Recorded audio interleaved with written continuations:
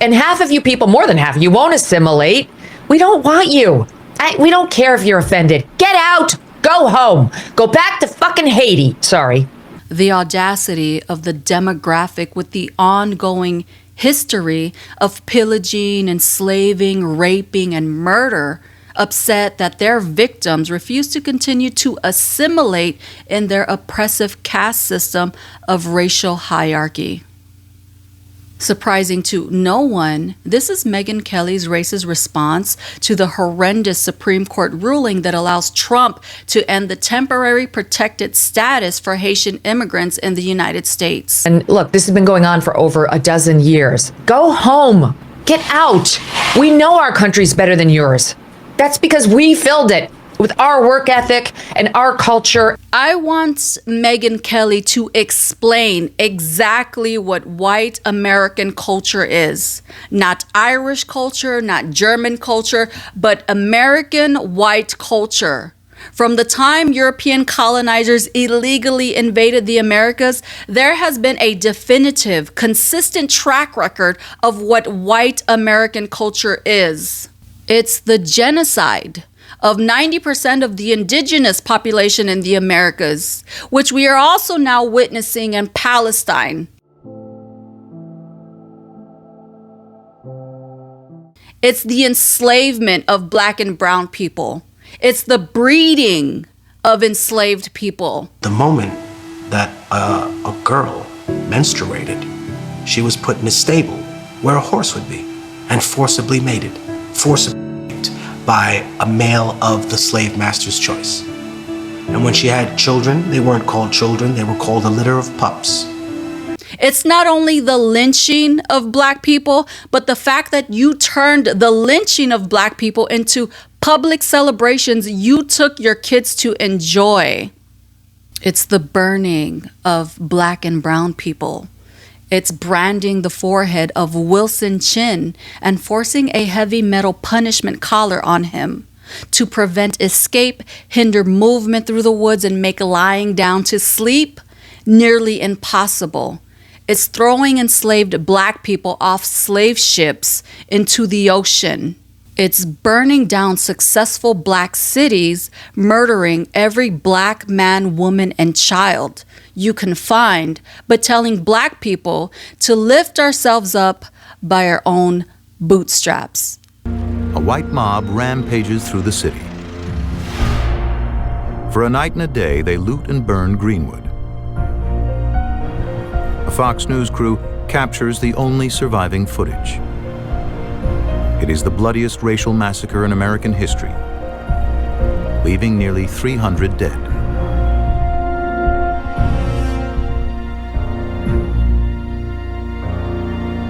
It's creating sundown towns where you attack or even murder black people for being out after dark. It's inbreeding, which still seems to be a cultural practice. It's your predator presidents that you empower to molest children.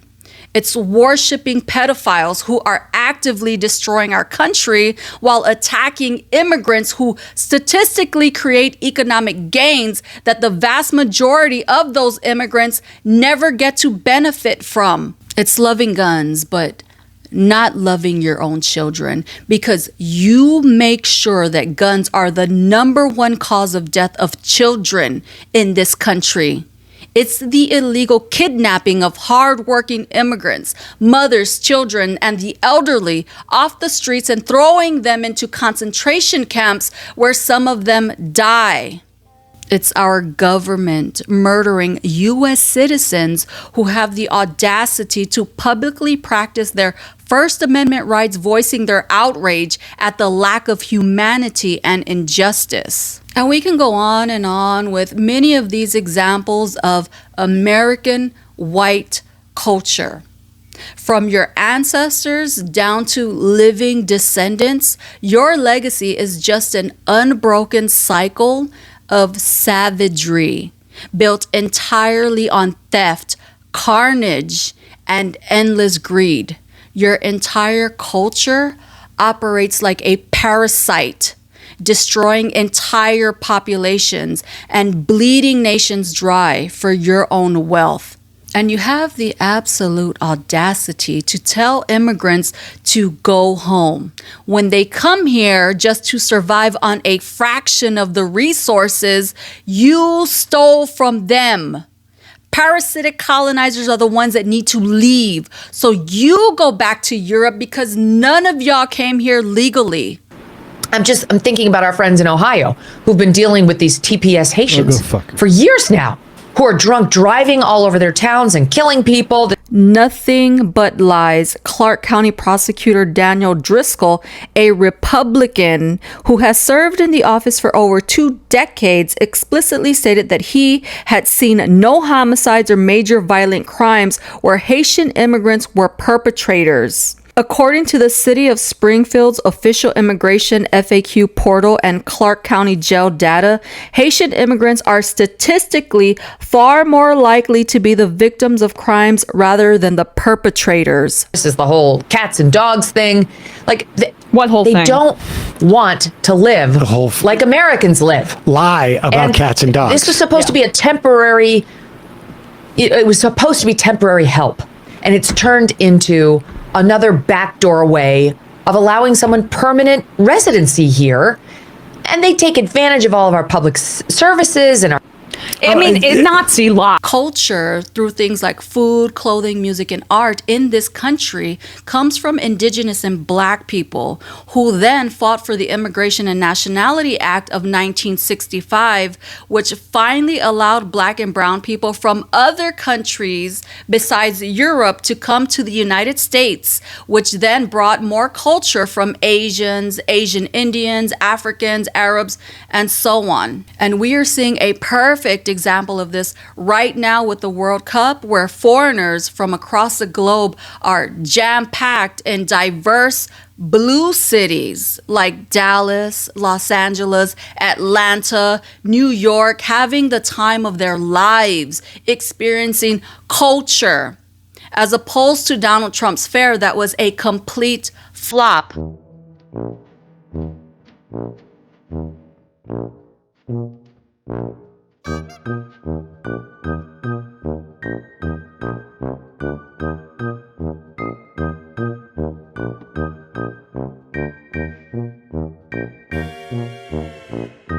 No one showed up because no one wants to experience a bland, unseasoned, white supremacist culture. Go home. Get out.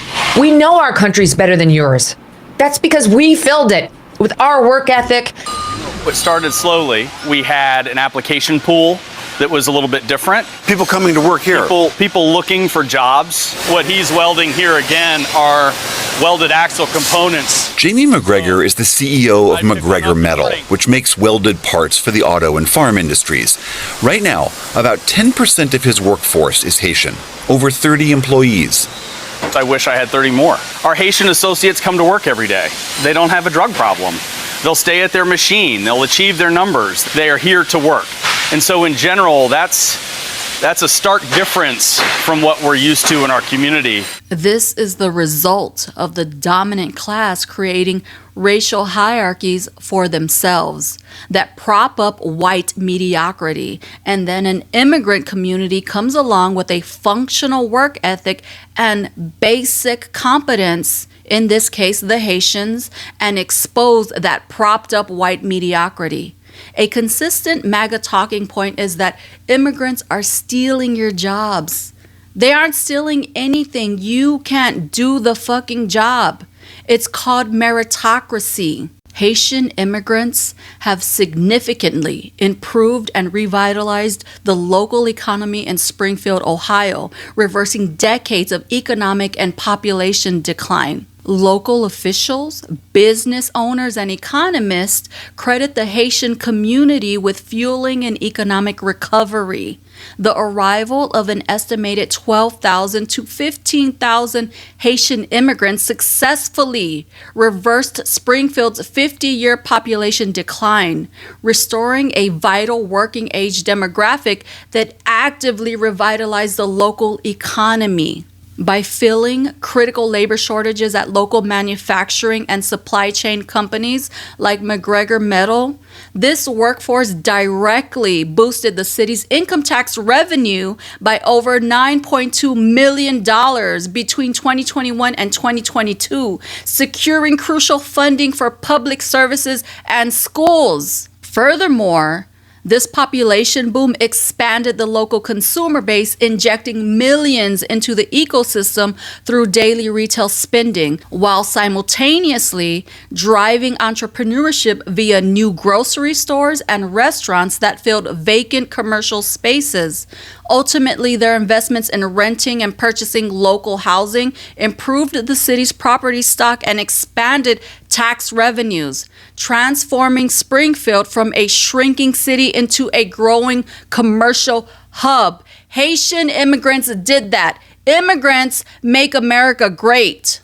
And since we are talking about Haiti, understand that the disease of violent European colonization didn't only victimize people here on this continent, in this country. The slaves, former slaves, had to pay France for their freedom and for France's loss of the commodity of these human beings. 15 to 50% of their GDP for 150 years. And then any attempts at democracy were thwarted by the United States. More recently, destroying local agriculture through subsidies, influencing regime change, an unchecked flow of firearms from the United States, direct interference in minimum wage laws, just to name a few more ways the U.S. keeps Haiti destabilized. And half of you people, more than half, you won't assimilate. We don't want you. Let's talk about what assimilation is. Last year, when archaeologists detected what they believed to be 200 unmarked graves at an old school in Canada, it brought new attention to one of the most shameful chapters of that nation's history. Starting in the 1880s and for much of the 20th century, more than 150,000 children from hundreds of Indigenous communities across Canada were forcibly taken from their parents by the government and sent to what were called residential schools. Funded by the state and run by churches, they were designed to assimilate and Christianize Indigenous children by ripping them from their parents, their culture, and their community. The children were often referred to as savages and forbidden from speaking their languages or practicing their traditions. Many were physically and sexually abused, and thousands of children never made it home. One of the main tools used to enforce assimilation was Christian and Catholic religious conversion. From the very beginning of European colonization, religious conversion was used to justify the theft of land through the doctrine of discovery, which were decrees from the Pope in the 15th century that gave Christian explorers the right to claim lands inhabited by non-Christians. If the indigenous people did not convert, they were often enslaved or killed under the justification that they were infidels. Assimilation through religious residential schools used physical torture and neglect, where religious compliance was beaten into children. Starvation and dark isolation cells were used to punish kids who spoke their native languages. Children were forced into grueling manual labor to help fund the institution. When deadly diseases like tuberculosis infected overcrowded dorms, church administrators frequently withheld basic medical care, dismissing the mass deaths of students as divine will or racial inferiority, and the school children were tasked with digging the graves of their schoolmates. Because these religious institutions operated in absolute isolation with zero oversight, they became breeding grounds for horrific sexual violence. Priests, nuns, and ministers weaponized their positions of spiritual and institutional power. Because indigenous children were legally stripped of their rights and cut off from their families, victims had no way to report the abuse. The process of religious conversion required the total destruction of the child's soul. Church staff sheared off children's hair, stripped them of their names, and explicitly told them that their parents and ancestors were demonic, savage, and condemned to hell. By weaponizing eternal damnation, the clergy forced children into a brutal psychological trap. Abandon your family or burn forever.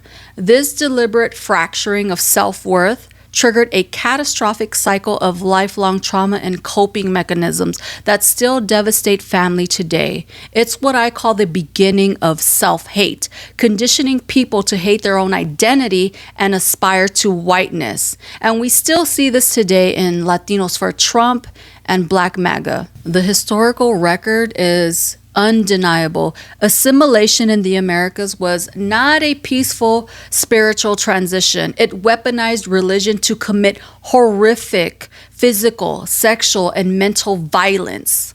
When we talk about meritocracy, historically, European Americans are at the very top of their class at committing the most heinous atrocities against other groups of people, and it's not even close. They absolutely excel at committing violence, but not much else. Everything European Americans try to claim as their own is stolen from other cultures, from food to the rhythm that they don't have, to try to dance to the music that they also didn't create. That's today's video. Let me know what you think down in the comments. Don't forget to like, share, and if you want to see more videos like this, subscribe. You ain't demure, honey. You're diabolical. You ain't demure, you're them hands, baby. You ain't cutesy, you're petty. And that's all right, baby. That's okay. You loud. That's wonderful. I love it.